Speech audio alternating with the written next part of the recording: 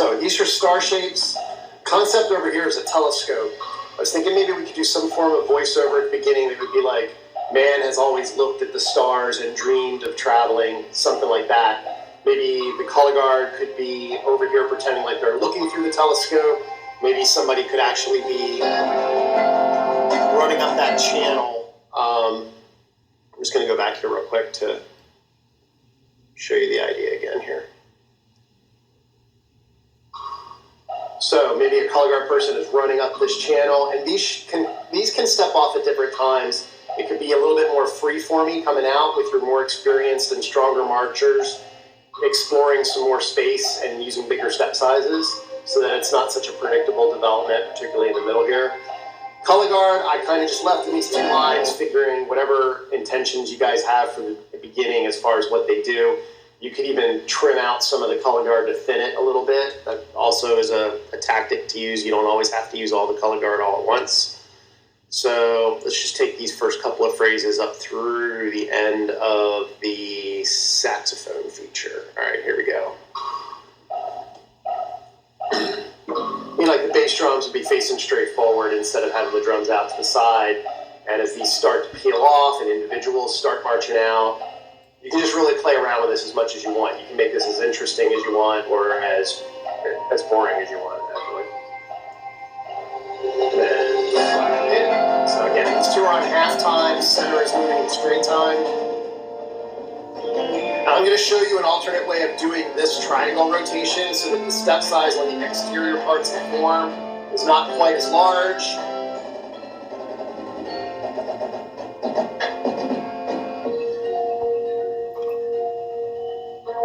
So when your soloists start moving out, you can hold the sax soloist. They can still be on the front, still be on the front, and then moving out right here to the dot. So that way it takes a little bit less time for them to get out. All right, so that's the end of the little sax ditty right there. So let's take this next phrase. Hold on while I'm moving the sliders. Give me 1 second. Let's just go to the end here.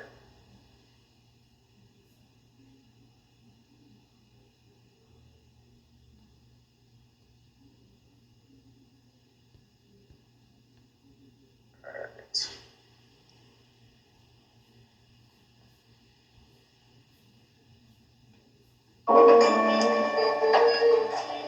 So there's your snares and flubs right here, tenors and basses pushing down.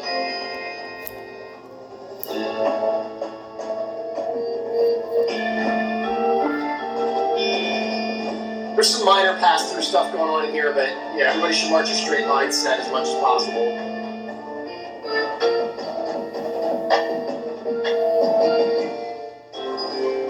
Again, sequential halts in here. I'm going to show you how that all happens.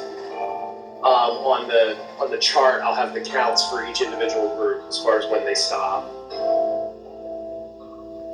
And battery back here I have on the straight quarter note pulse. You could put them on the 8th note here if you wanted to. And this could also be on the 8th note. This is the slow quarter. Again, color guard, this can be anything you want it to be. You can really spread them out if you want to get out of the pairings. But ultimately, your ultimate goal is to get it into this straight line set that frames the band out. This is big right here. This is a pretty good 5 to 5. Crab. And then hold for 4 with a body sequence. I just did a little simple plie in there.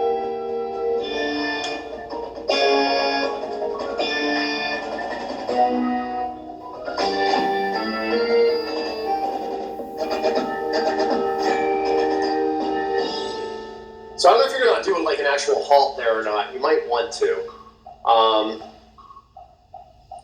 This is all an effort to get flute 1 and C1 down to the front point. You'll see on the charts that they're color-coded differently. So your mellophone soloist, it's right here in the middle. This is supposed to be the moon.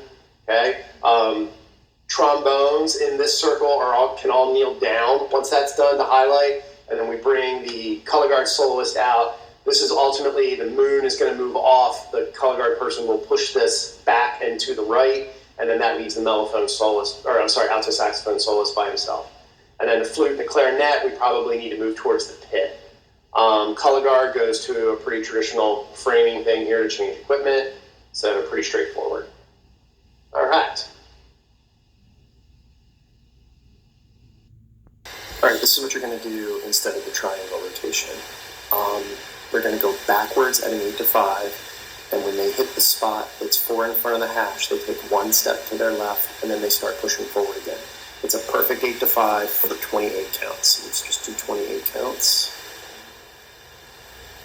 3, 4, 5, 6, 7, 8, 9, 10, 11, 12, 13, 14, 15, 16, 17, 18, 19, 20, 21, 22, 23, 24, 25, 26, 27, 28. And then the last 4 counts, if you want, they can move into what was charted for that last set. So after they're done doing the follow the leader, they just push it right to that last set. So let's watch the whole thing. Go. 2, 3, 4, 6, 7, 8, 9, 10, 11, 12, 13, 14, 15, 16, 17, 18, 19, 20, 21, 22, 23, 24, 5, 6, 7, 8, 9, 30, 31, 32. So if you watch right here, just watch 4 steps in front of the hash, you can see how everybody hits that every 2 counts. 2, 4, 6, 8, 10, 12, 14, 16. And just a step over and then start going forward and 8 to 5. That's it. It's the whole thing. If you don't want to do the rotation, you might have to restage the percussion a little bit in here to make that work. All right, this is what you're going to do instead of the triangle rotation.